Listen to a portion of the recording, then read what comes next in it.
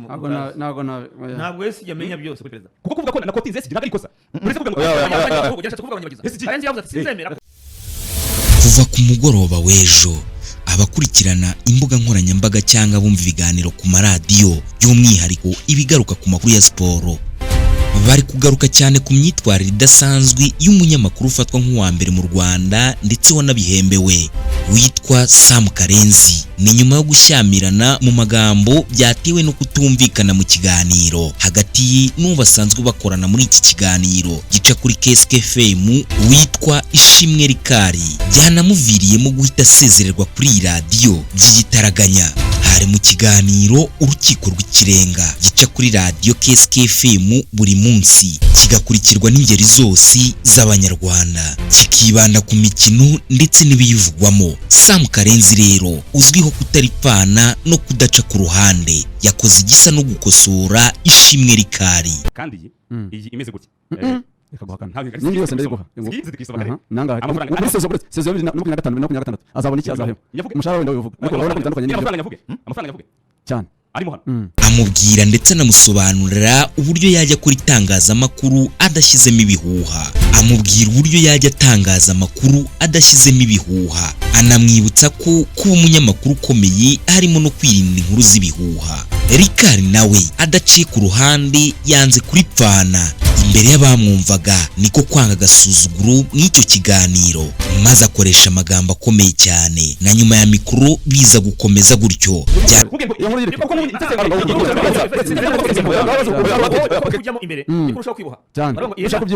Anavuzwe ko uretse guterana amagambo gusa bashobora kuba banaturanye hasi.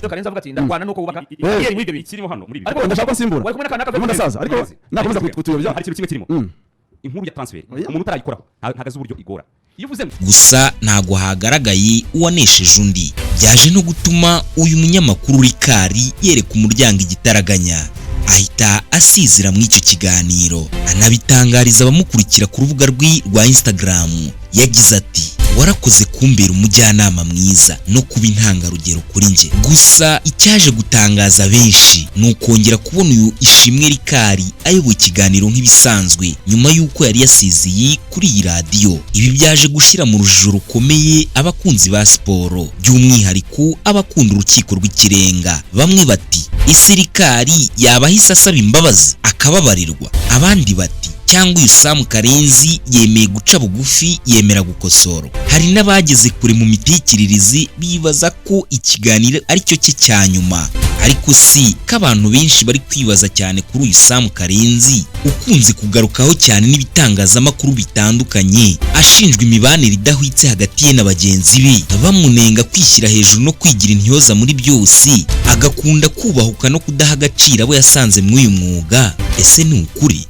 None si bivugwa ko nyuma y'aho ashingiye radiyo ye bwite yahise acana umubano na benshi bahuriye muri uyu mwuga? Hari aho bihuriye n'ukuri? Iyo ukubise icyumvirizo mu banyamakuru benshi batandukanye bakubwira ko aho uyu Sam Karenzi ashingiye radiyo ye bwite yahindutse, agahinduka no mu mitekerereze, bityo imibanire na bagenzi be igenda igabanuka. Mbese baba bavuze ko atakibana neza na bagenzi be. Akenshi akunze kugarukaho n'abanyamakuru benshi batandukanye, haba kuri radiyo, kuri televiziyo ndetse no kuri social media zitandukanye. Ese imyitwarire irahwitse? Ibi byose hamwe n'ibindi wibaza kuri uyu mugabo Sam Karenzi nibyo ndi kugutegurira mu kiganiro cy'ubutaha. Kora subscribe hano kuri Smart Maker TV Show kugira ngo urusheho kubana natwe mu biganiro bicukumbuye tugutegurira umunsi ku wundi. Naho nge wumva nitwa Smart Maker. Wakoze kubana natwe.